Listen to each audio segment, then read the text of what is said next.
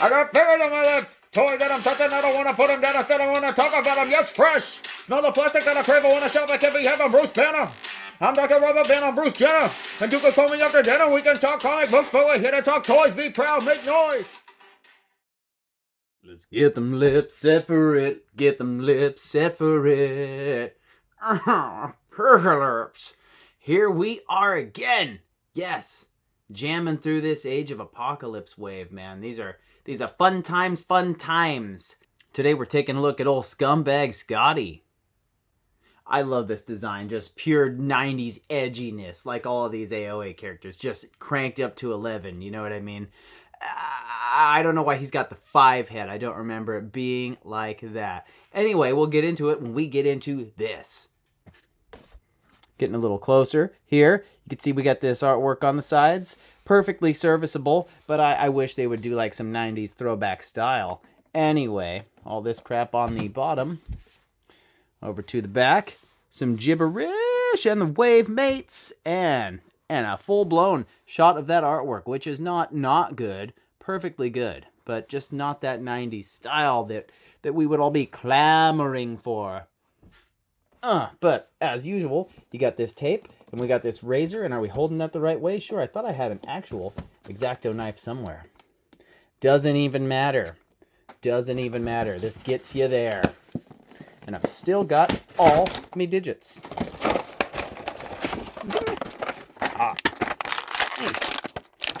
Leg and initial impressions with everything fresh out of the package. This is an incredibly plain looking Bucky Cap repaint with some fresh overlays and 0 accessories.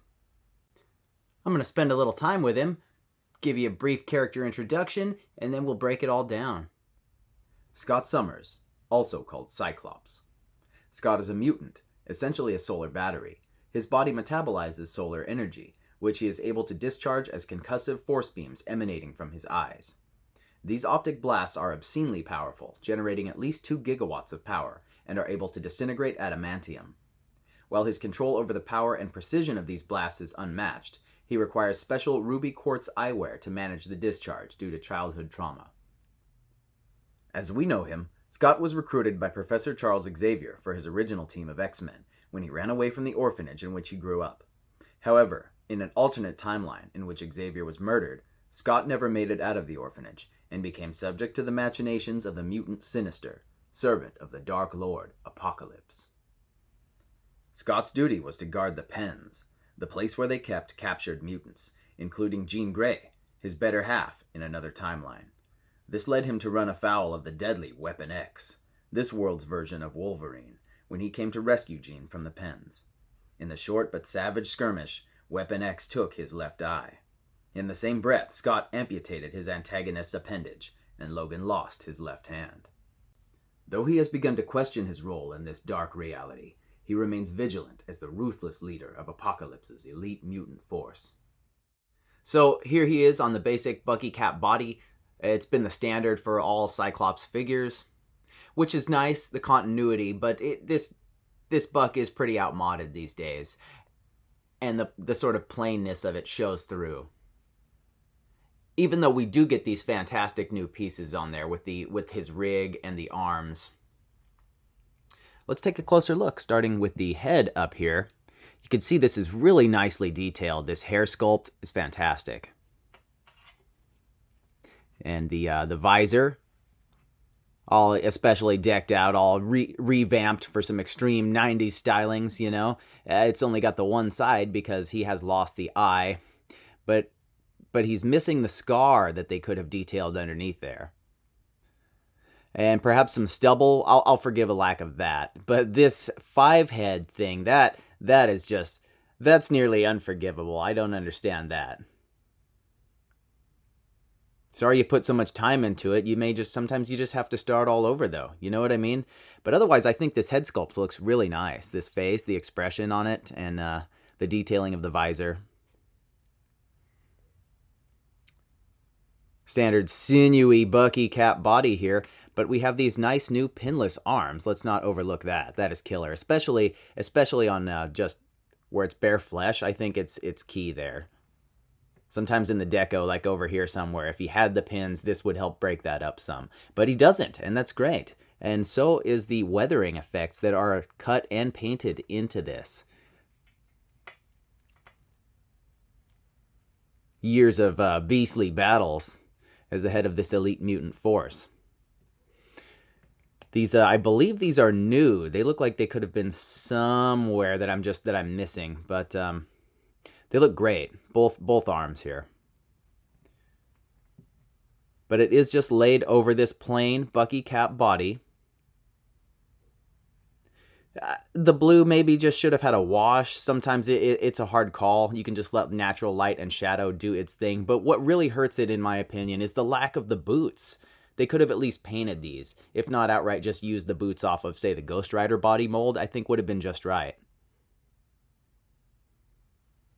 And they could have kept the same coloration if they had just broken that up. Otherwise, just for the upper body, I think it looks really nice. It's just down here. You're like, what's going on? What's going on? Laziness, or perhaps just an oversight, as I think you'd be hard-pressed to pull any source material where the boots are not detailed. And since they were already chopping up this Bucky Cap so extensively for the arms here, they could have just done so on the lower legs. Really would have put this over the top and made me a little more forgiving of the weird stuff happening on the head sculpt. I can forgive the lack of the shadow and the scar here, but there's just so much forehead. He really looks like a receding hairline, and I don't remember him being depicted in any place like that. But often they'll take just one piece of art that they're basing it specifically on, and I'm not sure where that is. I'm fairly familiar with that comic series. Optic Blast! Pretty basic Bucky Cap articulation. Hampered on the head by this sweet hair, not complaining about that. And actually, no, it's not even. The way that it lays over the shoulders just right, you can get that to come back pretty well as all the way down. Preposterously, chin, keep your chin tucked from this. A little tilt the one way. Odd that it can't seem to tilt that other way so much. It's fine. It's actually great. And the height of the head placement looks nice, too. Shoulders, since we're using this old school body, we still don't have butterflies. But what are they going to do? Just redo all the Cyclops figures one by one on a new body mold? Sure they will. I'm game. Double jointed, pinless elbows. Yeah. Get some decent range there. Wrists on a hinge. Hampered only maybe slightly by the thick padding here. Not even a concern. This, I'm sure you all get it. Does its thing here. Bicep cut. Same on the armored side. It is, you still get that same nice range. And this is a soft piece just over the top here. So it'll move any which way you need it to do your thing. Same double jointed elbow here. But because of the armor on both ends, you really don't get more than that. He has a ab crunch here. Let's go all the way forward. This piece is loose enough that it doesn't restrict anything. And I think it's worth noting, too, that it sits just right height-wise, I think. It's not too high, too low, too strange. Waist twist. Yeah. That locks you in a little, but you can just push that out of the way. We all see that. Yes, legs come all the way out to the side here. All the way forward. Back pretty well. Those muscular cheeks. You can see I almost tore his whole leg off of there. Pegged in there, I suppose that one's a little loose. But, yeah, not even a concern. Sometimes maybe you want to tear it all apart and repaint this thing just a little. Double jointed knees. Comes back like so. And we have this priceless calf cut, even on the old body. So what the heck's with these new ones without it? Foot on a hinge and swivel. Rocks really nicely.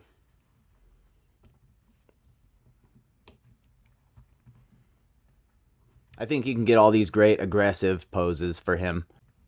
Very much the studious soldier in any dimension. Except for the hair. Perhaps it was just no standard. They didn't worry about that. Kill all the humans, have whatever hair you want, man. Gene Splice! For accessories, he gets the most metal gift of all. Nothing. It's a bit disappointing. You don't even get the, does this finger smell funny hand?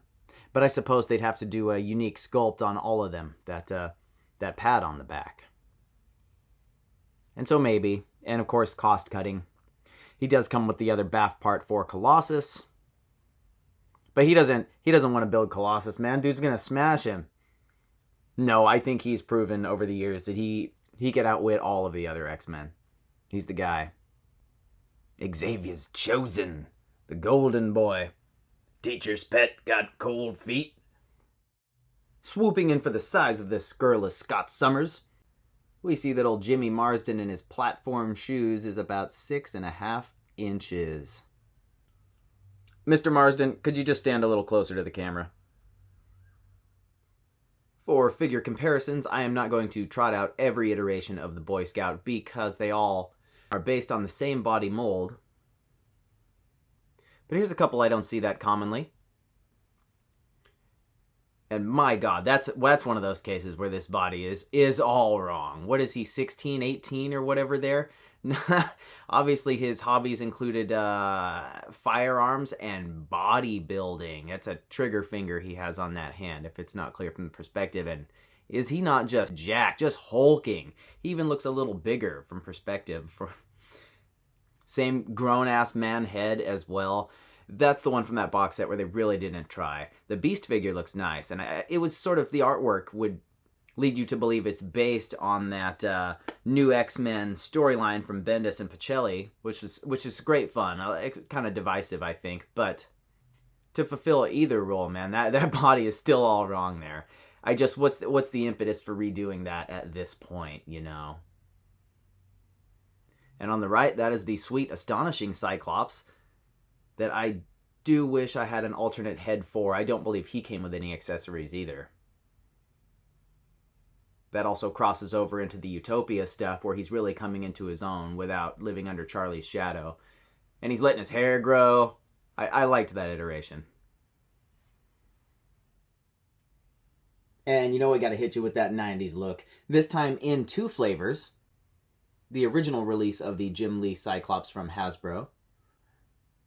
And that mini is, of course, from the Marvel Universe line from several years back. And, man, before they stripped the articulation, upped the prices, and then ultimately canceled it, these guys were looking nice, better than ever. That body mold there was like pinnacle. It's got nearly as much articulation as any modern Marvel Legend. And it's got little paint wash all over it. I was sad to see those go, as I thought that scale really was Hasbro's bread and butter. But this larger scale does give you more room for finer detail, and I do love them. I just love toys. And hoarding. Scotty doesn't know that Fiona and me. No, in fact, he does know. You guys tried to murder each other over it. Here are the in-universe comparisons we have been waiting for. Next to the Age of Apocalypse Weapon X and Jean Grey. A lot of history between these characters in any timeline. Alright, this comparison might be altogether meaningless, but isn't it fun? No? Alright guys, pack it up. Nobody collects toys for fun. And here is our misguided misanthrope with the beastly boys, Hank McCoy, and Apocalypse himself. You better have those mutants by sundown or he will be eating his cereal out of the bottom of your skull. Ugh. And for the standard size comparison, we have him next to the Marvel Legends 2 Emo for Pizza Spider-Man and the Marvel Legends Morning Coffee, mostly Bucky Cap Deadpool. The colors always contrast so well when I bring in this Deadpool, though. I love that. Gotta love that. And that Spider-Man sets your absence with his black and his white. Aren't colors fun? And finally, we have the Wild Man of Borneo. That is the Mezco Michael Shannon Cable and the older than old school 90s Toy Biz X-Man. You kin to him? So to sum it all up, this is a highly anticipated figure. He's going to look great on your shelf. But I think Hasbro dropped the ball in some key areas. I'll forgive the scar that you would hardly see anyway, and the 5 o'clock shadow. But that hairline is just too bizarre, and the lack of boots, it is a glaring omission. Coupled with the complete lack of accessories, I'm going to have to give this a 3.5 out of 5. I am really happy with the armor he's got and that rig setup, the weathering on that. It's both sculpted in and painted on, and the pinless arms. Everything else about that head sculpt is really nice too. It's a shame they didn't go all the way with it. But often they hold back a little to add value to a future release of the same character, which I wouldn't mind if they go a little crazier with the Age of Apocalypse stuff. I mean, they're hitting us hard with it right now. I don't think it would be the worst idea for them to release another deluxe figure or two, or a couple of sets, a couple of 2 or even 3 packs. But you guys can all tell that we're missing enough characters to have another wave of these at least. So that's something cool to look forward to. And I am thrilled to have asshole Cyclops on the shelf. As always, I'm really grateful to everyone for stopping by. Thank you guys for being here. Thanks to Hasbro for putting this figure out. And of course, remember, this stuff is supposed to be fun. I'm having a great time. And I hope you guys are too. Thanks again. Peace!